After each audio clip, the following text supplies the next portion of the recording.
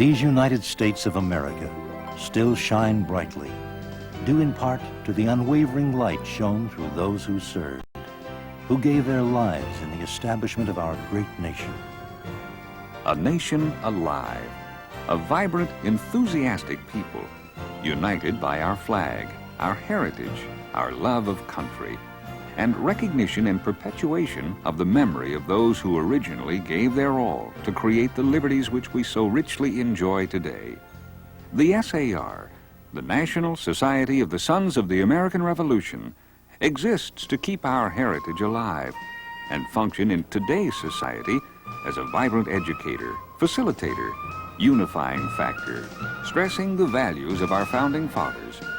From the Minuteman to the man on the moon, 100 years of the SAR.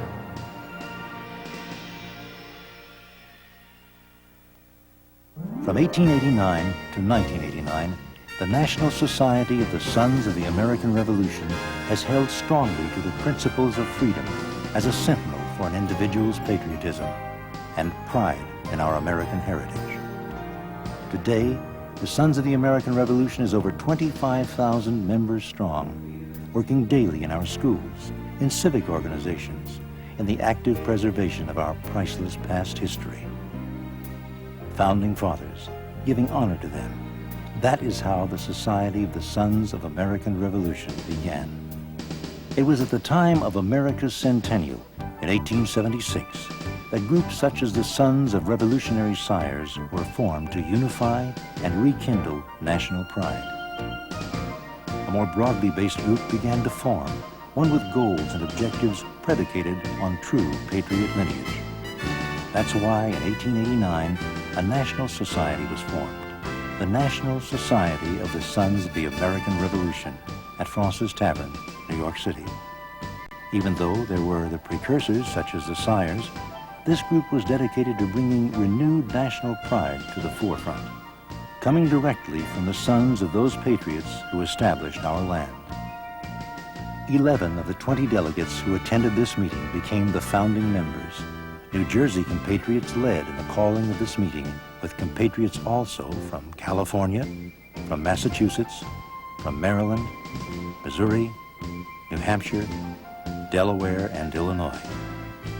From these 11 evolved elections of vice presidents general from 26 states and a society in France.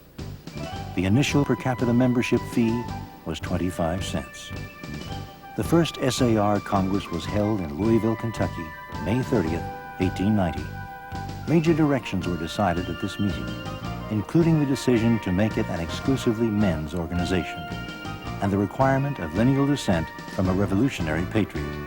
In 1890, the SAR was instrumental in assisting the NSDAR to organize. But most importantly, a resolution adopted recommended that all Revolutionary War records be taken from boxes and barrels in the State Department and be transferred to fireproof storage with proper indexing and public accessibility. This resolution resulted in the U.S. Congress passing a law directing the War Department to collect and properly store these priceless records. From 1889 to 1900, the SAR began to grow, adding 59 descendants of 25 signers of the Declaration of Independence, 126 descendants of 49 general officers of the Continental Army, many members of the Washington family, the great-grandsons of the Marquis General de Lafayette and Benjamin Franklin. In this era, SAR launched the observance and general display of the Stars and Stripes, our national ensign on Flag Day, each June 14th. By 1895, in cooperation with the Daughters of the American Revolution, the observance of Flag Day had become national in scope, and a National Society Flag Committee of SAR was appointed to secure legislation outlawing the desecration and improper use of the flag of the United States. The first National Flag Association, consisting of 56 patriotic organizations, was formed under SAR's leadership. SAR patriotic projects began flourishing, such as presentations of American flags, portraits of George Washington, and medals to schools and colleges across our land, as well as monuments at various battlefields and the SAR stretched across the Pacific in 1897 to Honolulu and the Sandwich Islands, which much later would become our 50th state, Hawaii. By 1896, at the 7th Annual Congress of SAR, the official colors of the organization were adopted: buff, blue, and white, the colors of General Washington's uniform, and a special committee was formed for the preservation of the frigate Old Ironsides. By the end of the 19th century, there were 39 different SAR societies with a membership of 9,671 compatriots. All three presidents of the beginning decade of the 20th century were SAR members. Compatriot President William McKinley was assassinated September 6, 1901, and compatriot Theodore Roosevelt became president. He was followed by compatriot William Howard Taft in 1909. President Roosevelt was highly active in SAR, attending the 13th Annual Congress and signing into law the charter constituting the National Society as a congressionally chartered national organization, one of only 3 at that time, the other 2 being the Daughters of the American Revolution and the Red Cross. In cooperation with the DAR, the Society was diligent in its support of the American flag, lobbying in 34 states to enact laws preventing desecration of the flag. But the American flag was not the only concern of the SAR. Information was a critical commodity. History, constitutional law, vital facts were prepared by the SAR in a brochure which was adopted as an official publication of the Department of Commerce and Labor. The brochure, Information for Immigrants Concerning the United States, was translated into 15 languages and over 1 million copies were distributed each year during the decade. Those thousands of immigrants seeking freedom were offered vital knowledge of their new land because of these SAR prepared materials. The need was so great that the SAR responded with a second brochure, Naturalization of Aliens in the United States, How to Become a Citizen, What is Required, Rights and Duties. During the years of 1900 through 1920, the SAR was extremely active in preserving our nation's patriotic treasures. Compatriot President William Howard Taft approved congressional legislation spurred on by the SAR, committed appropriations authorizing the War and Navy Department to copy and classify the scattered military records of the Revolutionary War, bringing into being what is now the National Archives. Numerous monuments, statues, and plaques were created, including the famous Minuteman statue in Connecticut, and a crypt for Admiral John Paul Jones, whose remains were found in Paris, France, and moved to the Naval Academy at Annapolis. World War I brought a greater focus of the American way of life through the SAR. The American's Creed was written as a national creed of citizenship, authored by a member of the Maryland Society.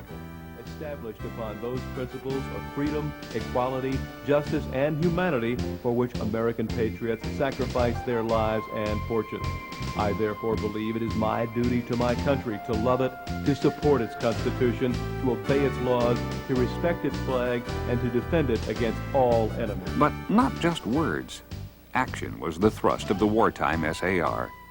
Many were in active service in the armed forces. The Massachusetts Society distributed comfort bags to soldiers and sailors on their way to serve. And the Empire State Society purchased 3 ambulances for service overseas. Christmas boxes, scholarship funds, strong support of American fighting personnel. The American Armed Forces were commanded by compatriot John Pershing. After the war to end all wars, the SAR moved into the 20s with all 3 presidents being members of the Sons of the American Revolution: Warren G. Harding, Calvin Coolidge, and Herbert Hoover. This was the golden age for the SAR, with an expanding and improving society. In 1921, the Bulletin became the SAR publication, covering all facets of SAR local and national works and projects. Constitution Day was a primary emphasis of the SAR and was brought into national prominence as a September 17th observance, the date the U.S. Constitution was adopted by the Philadelphia Convention in 1787. By the end of the 20s, the SAR had grown substantially, locating its headquarters in Washington, D.C., in the Norman William Mansion, preserving a place for SAR history and artifacts. During the 20s, the SAR brought recognition to revolutionary battle sites on land and sea and dedicated these historical landmarks to ensure their remembrance in our nation's history. Revolutionary Patriot graves were given prominence with markers in Pennsylvania, Massachusetts, Connecticut, and other states. The 30s brought increased attention to projects. Over 1,000 Good Citizenship Medals were presented in high schools throughout the country each year. The 1930 41st Annual Congress included a Passover by the Graf Zeppelin, dropping a wreath to honor Baron von Steuben, one of our staunch revolutionary allies. Other highlights included a 1931 appearance by then-compatriot Governor Franklin D. Roosevelt at the Flag Day celebration, an elaborate pageant of historical scenes of the early New York colony. A statue to Nathan Hale was dedicated in 1935 in Williams Park, New London, Connecticut. By 1938, National Citizenship Day was formed as part of Constitution Day, and an I Am an American Days program sponsored by the Hearst newspapers was a part of the emphasis. Compatriot William Randolph Hearst, the publisher, was the prime mover on this project. Bringing our patriot story to the people was a major objective of the 1939 World's Fair exhibit, allowing visitors to gain a true sense of our nation's past. War clouds were again gathering, and the SAR was ready to honor the past by supporting the freedom fighters of its own era. Compatriot President Franklin D. Roosevelt stated it very clearly. Those who have long enjoyed such privileges as we enjoy forget in time that men have died to win them. Even in the whirlwind of the surprise attack at Pearl Harbor, Compatriot Roosevelt designated December 15, 1941 as Bill of Rights Day to assure that people remembered the words of the Constitution on which our individual liberties were guaranteed and were now about to be defended again. But the true sacrifice came from the 2,321 compatriots, SARs who served, and the 35 compatriots who gave the ultimate sacrifice for the defense of our freedom. SAR members headed the ranks of our World War II leaders: General Douglas MacArthur, Admiral William Halsey, General Dwight D. Eisenhower, General Jonathan Wainwright, and the British Bulldog of Freedom, Winston Churchill, a descendant of an American patriot from his American mother's lineage. Post-war America brought new challenges and new opportunities for growth in the SAR. Expansion of recognition of our past on the home front. Compatriot Harry Truman was president when the 50s began and an active participant in the SAR. 1950 was the year of the 60th Annual Congress, held in Atlantic City, New Jersey. 1952 marked the first Minuteman Awards at the 62nd Annual Congress, awarded to compatriots who have given outstanding service to the National Society. And the Saturday Evening Post received a special award for their patriotic editorial policies. Celebrations, monuments, tangible reminders of our patriot ancestors grew in scope as the number of the SAR rose through the 50s to a membership of almost 19,000 with more than 250 chapters. Compatriot Dwight D. Eisenhower, now president, was a vital participant who helped symbolize the stability of the 50s, who brought the Korean War to an end, and who helped bring back pride in our revolutionary history. The 60s were a time of turmoil and change in our country, but the traditional values of the SAR kept the national perspective focused on substantive patriotic feelings for our nation. Compatriot Lyndon B. Johnson became president after the assassination of President John F. Kennedy, and during his time in office supported a coming together of our nation in the face of adversity and a growing involvement in the Vietnam conflict. Compatriot Johnson also signed federal legislation designed to protect the flag from desecration. Compatriot General Westmoreland was commander during this war. Its emotional issues divided the nation. So the SAR worked even harder to inform and educate a new generation looking for direction and pride in their country. By the end of the 60s, into the 70s, man reached out beyond his own orb and landed on the moon. Compatriot Alan B. Shepard became the first SAR member on the moon during the third manned lunar landing on Apollo 14. And the tradition continues. Sons of the American Revolution, from the Minuteman to the man on the moon. Compatriot Gerald Ford became the 38th president, August 9, 1974, upon the resignation of President Richard M. Nixon. During this time of change, SAR kept its steady course, providing scholarships for young people, working to preserve revolutionary archives, and keeping the traditions of the American spirit intact. Healing the wounds of Vietnam began with the groundbreaking ceremony of the Vietnam Memorial in 1981, with 3 compatriots participating in the ceremony: Senator John W. Warner, Virginia Governor Charles Robb, and Virginia Society SAR President Thomas Birch. In the 80s, the SAR came to the rescue when the 5-cent postage stamp bearing the image of George Washington was discontinued. This would have terminated a tradition maintained since the beginning of the post office. SAR members lobbied the Postal Service to design a new stamp featuring George Washington, the father of our country, who has always appeared on at least one stamp issued by the post office.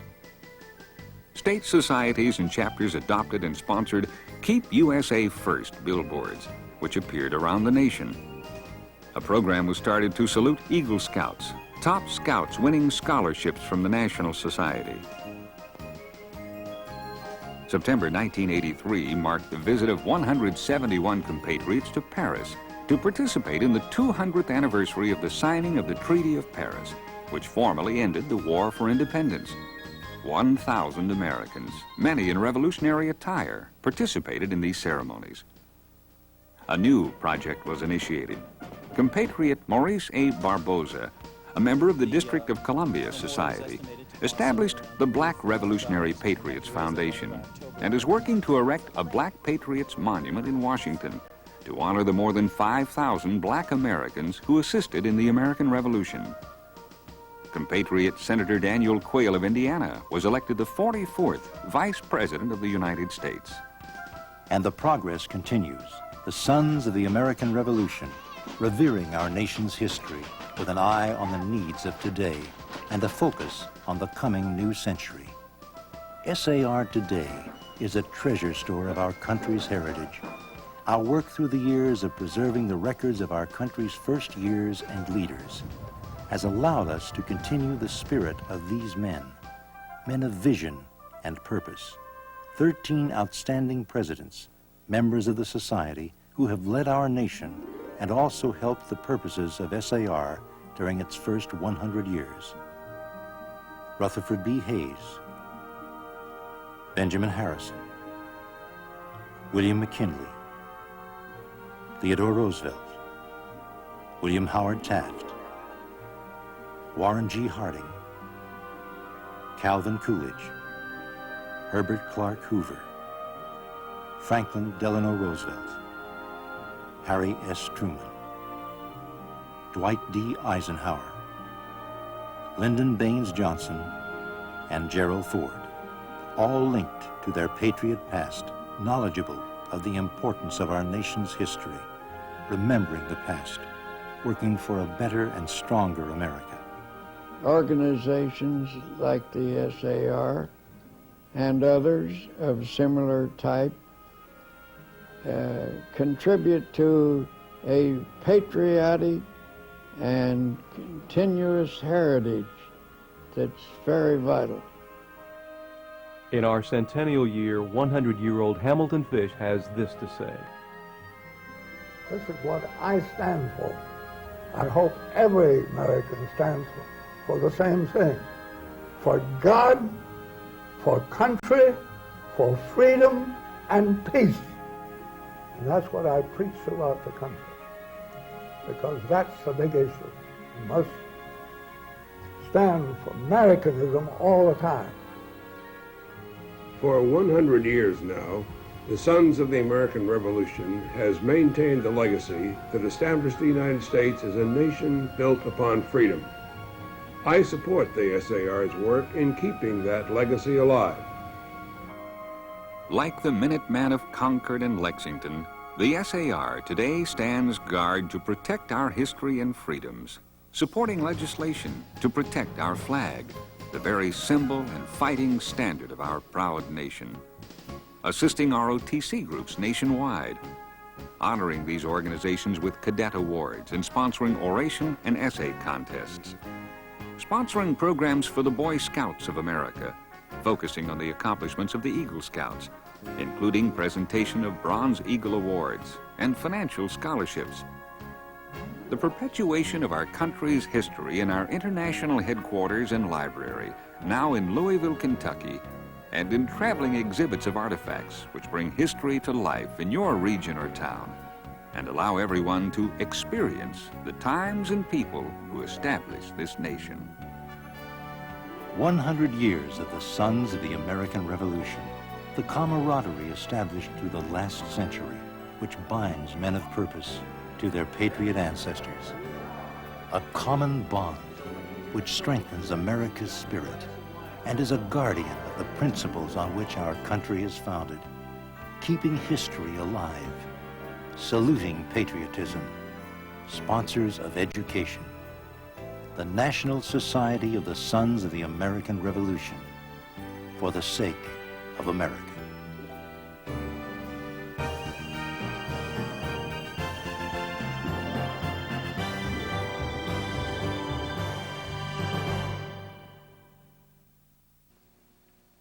You have just viewed an historical account of the National Society of the Sons of the American Revolution commemorating its centennial year. With state societies in all 50 states and 5 foreign districts, the Society has 25,000 active members to assist in its programs. There are millions of Americans today who could trace their ancestry to the patriots of the American Revolution. It is our hope that many will come forward and join the SAR as its second century is beginning. History, patriotism, education, these are our goals, these are our purposes. Thank you, and may God bless America.